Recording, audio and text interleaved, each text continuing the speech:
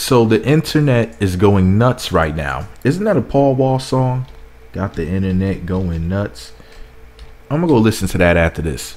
People were talking about the whole Kanye on TMZ thing. You know, he said that slavery was a choice and have some strong opinions about it and everything. But I'm gonna read this article to you guys from the Jazzer Brand. It was posted on May 1st of 2018. Of course, the Jazzer Brand is my favorite entertainment website. Now, the article is titled Kanye West clarifies statements about slavery being a choice, because he had posted some tweets and whatnot. The article goes on to say Kanye West has sent out a series of tweets clarifying his comments about slavery. Earlier today, during an interview, he implied that slavery was a, quote, choice. He stated, quote, when you hear about slavery for 400 years, that sounds like a choice, end quote. So here's what he tweeted. He said, we need to have open discussions and ideas on unsettled pain. To make myself clear, of course I know that slaves did not get shackled and put on a boat by free will. My point is, for us to have stayed in that position, even though the numbers were on our side, means that we were mentally enslaved. To cut out our tongues so we couldn't communicate to each other. I will not allow my tongue to be cut. Kanye versus the media is modern day Willie Lynch theory. They hung the most powerful in order to force fear into the others. They can no longer stop our voice.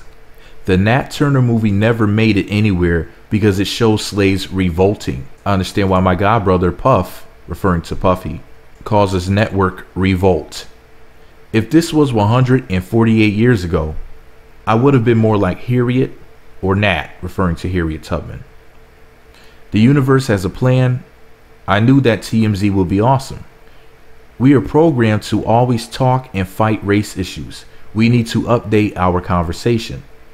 The reason why I brought up the 400 years point is because we can't be mentally imprisoned for another 400 years. We need free thought now. Even the statement was an example of free thought. It was just an idea. Once again, I am being attacked for presenting new ideas. It's not a new idea. People have said that before. Hell, even Tommy Sotomayor's dumb behind said that crap. In school, we need to learn how Magic Johnson built his business. Not always about the past. Matter of fact, not matter of fact, but matter of fact. I've never even heard of a high school class that presents future ideas. I'm hearing crickets in my head. Kanye, you know, I stuck up for you for the longest, saying that basically, you know, you weren't really crazy. You weren't really losing it. I said this for the longest, but I got to ask you a question. So when a school shooting happens, right, and it's 500, 1,000 people, 300 people, 1,500 people, however many people were in that damn school, teachers, students, etc., right? Maybe visitors. And someone comes into the school and shoots up the school. It's one person. Is it their choice if that person is mowing people down? Is it their choice? Were the Holocaust victims at an advantage because of numbers? Was it their choice to be pushed into those ovens and massacred by gunfire, etc.? Was it their choice? Were the women that kept going back to Bill Cosby just making a choice? Inquiring minds want to know. You know, when I first heard that Kanye said this, like before he clarified things on Twitter, because, you know, I saw some of the video footage and whatnot from TMZ. First of all, I heard he said it. Then I watched some of the video footage and I said, you know what? Let me stop. Because initially, pretty much all I was going to say on this video was, well, it was Kanye West's mother's choice to have the surgery that unfortunately led to her demise, because she chose the knife over her life. She chose vanity over her humanity. Also, what I was going to say in the video was that, you know, well, I was going to ask a question. I was going to phrase it as a question as opposed to making a statement. What I was going to say was it Kim's choice when she was in Paris and she got robbed at gunpoint, could have been killed by those guys. Also, she could have been raped. You know, those guys who came to steal her jewelry. I think they stole like a $10 million ring.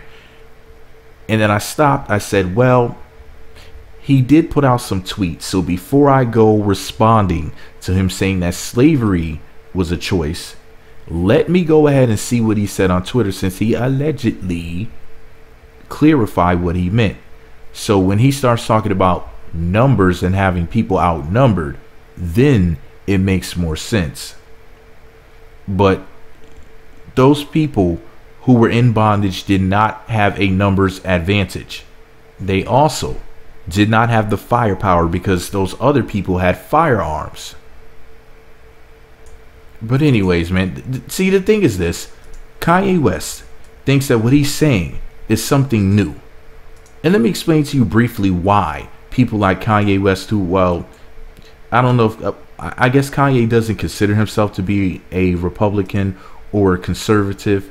However, while it is more rare to hear a quote-unquote black person say these things, there are some quote-unquote black people that do say these things, and they always feel like the special Negro in the room when they say, they feel like they are the magical Negro, such as, is it Anthony Brian Logan, I think his name is, Candace Owens, who's Kanye's homegirl now. People like that, they feel so special. You know, they're like, look, I'm saying things that other black people won't say. So obviously, you know, this makes me different, new, special, exalted, superior, more knowledgeable. It makes me something different. And it's like, no, you're really not something different, because the only thing that you're doing is just repeating something that a different group of people who are in the millions, conservatives, believe anyway. So you're just, of course, there's, well, I'm pretty sure there's less conservatives in America at this point. At the end of the day, the only thing that you're doing is, instead of you repeating what this other group of people would say, the liberals / progressives, etc., you're instead reciting the rhetoric of another group of people who were equally as flawed, if not more so. So you think that you're saying something new. You think you're saying something. Conservatives consider themselves to be progressive in a sense. Maybe they don't word it that way, but they consider themselves to be right, to be morally correct, and traditional. But you have to ask yourself this: what the hell? What are America's traditions? If you really think about it, America's traditions are terrorism, rape, pillaging, stealing, being a thief. Let me see. Cheating on your wife, oppressing women, suppressing voices, child abuse, human trafficking, etc. It's not like America, or at least the America that we know, the parts that were documented well historically and changed to benefit a few people historically. It's not as if America has this beautiful history. America has a very, what's the word for it? Because I don't want to use the word dark, you know. It has a very, no, not muddy. It has a very, very shady. No, I don't want to use that word either. It has a very corrupted past. And in all honesty, American history is nothing really to either embrace or make light of, because if you really look at it for what it is, if those things were going on in America right now, America would not be able to, you know, pretend to be this moral, just, and liberated place. America is America's screwed up enough. But if we walked backwards into what Kanye, whether he realizes it or not, trivialized, reduced to a mere choice in his perverted speech, you know, that's not something that almost any of us would want. Or at least I would hope not. But anyways, y'all, this is all my opinion. What do I know? Kanye West is still my favorite rapper. I still love Kim Kardashian. I still think the Kardashians are America's royal family. I love, love, love them. You know, I just hope that, I just wish that I could speak to Kanye. I think that if Kanye talked to me for a while, like if we just had like a nice long conversation, I think that I could enlighten him and wake him up, because there's a lot of things that I just won't say in videos. I bite my tongue a lot of times, you know, sometimes like I'll speak slower than I wanted to, you know, because at the end of the day, it's like I have to be very, very careful. I have to mince my words constantly, because I understand, like, you know, this microphone is a powerful thing. You know, like Kanye said, no one man should have all of this power, because at the end of the day, I could say something, and even if it's something as seemingly benign as telling a joke that takes off and goes viral and people go repeating it because it becomes a popular catchphrase or something like that, like "damn Daniel" or "chocolate rain" or something else that somebody has said on the internet, Vine, YouTube, Instagram, Facebook, etc., and then people go repeating it over and over again, millions and millions of times. What are those? And I understand that came from a movie, but yet it became a catchphrase years later on the internet, you know? And it's like, I understand, you know, since I have this beautiful freedom of speech and I have this microphone to speak into, I don't want to say the wrong thing. So I'm very careful about what I say. I'm very careful about when I say things, and I try to make sure I know what I'm talking about before I turn this microphone on.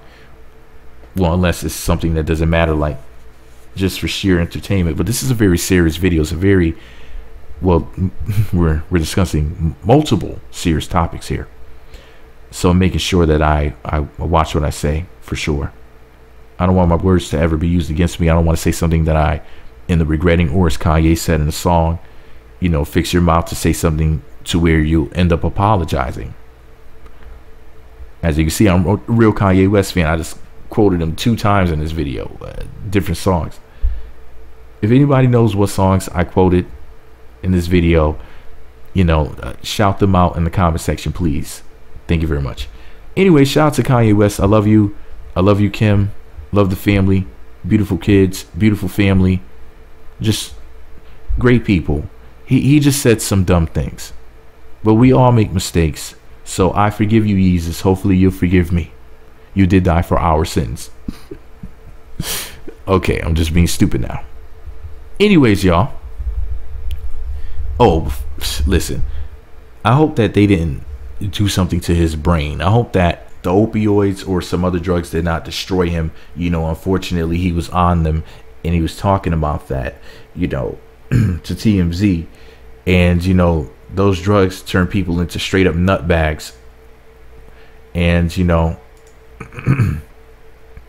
he has said something about smoking weed. It's like, you know, weed's not for everybody. It affects people different ways. Like, look at me, for example. I don't smoke weed. I don't ever want to smoke weed. If they made it legal everywhere, I still wouldn't try it, because I just know that it's just not for me, you know. And I think Kanye might be one of those types of people to where he really can't do stuff like that, because I just see that something is making him act out of character. He's under the influence of something. It doesn't necessarily mean, you know, a drug. He could have met somebody who's like some new age guru or something like that, you know, and they could have pulled him to the side and tried to enlighten him and tell him all these secrets to the universe and mystical things, and, you know, that could have messed him up and has him tripping out here thinking he's like the new Gandhi, even though Gandhi wasn't what we thought he was. Don't make me get started on that bigot Gandhi. But alright, y'all, shout out to my man Kanye West. You know, let me know what y'all think about what I had to say, what Kanye had to say, all below. Be sure to subscribe to the Meat Magazine YouTube channels. Visit meatmagazine.blogspot.com for more. Follow me on Twitter, Meat Magazine, Meat Magazine 7 on Google+. Meat Magazine blog and Instagram. Be sure to hit that notification button.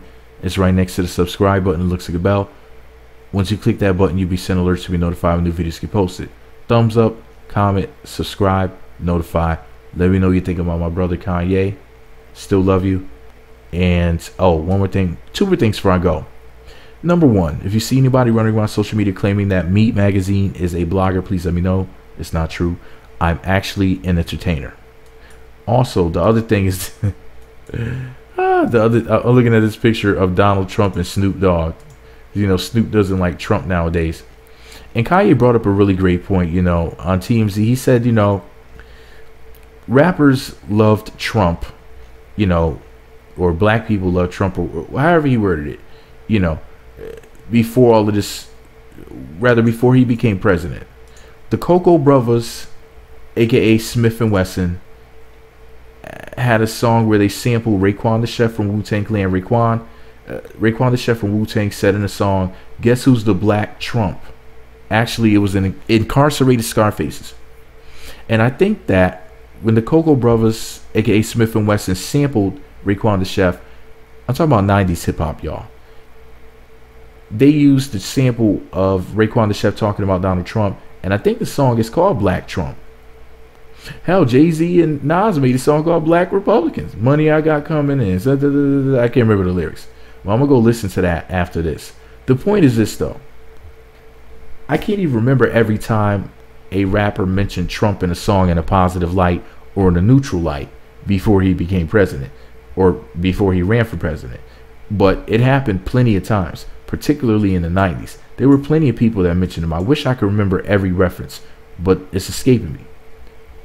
Just remember this. Just like how those rappers probably don't like Trump now, but liked him then, Kanye might say something one day and then change his mind the next. And I understand that once he contextualized everything and he said, well, you know, slavery, you got to think about numbers and whatnot. Okay, Kanye, I get what you're saying, but they were still outnumbered and still outgunned. So you saying that was actually not true. You were incorrect. So I wish that Kanye would apologize, and I know that apologizing is not beneath him. You know, Kanye is definitely a nice person. So, you know, we have to just put things into perspective. It's not like Kanye was trying to be inflammatory. He was just speaking his mind, you know, and whether you realize it or not, what Kanye did was a great thing. And you might say, Meat, if you disagree with him, how in the world was it a great thing? Because it's starting a dialogue. It's also getting people's mental gears working.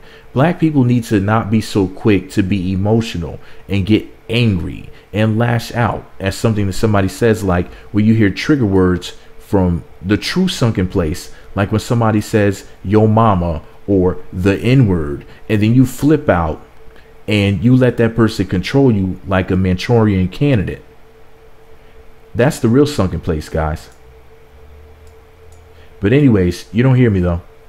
Meat Magazine.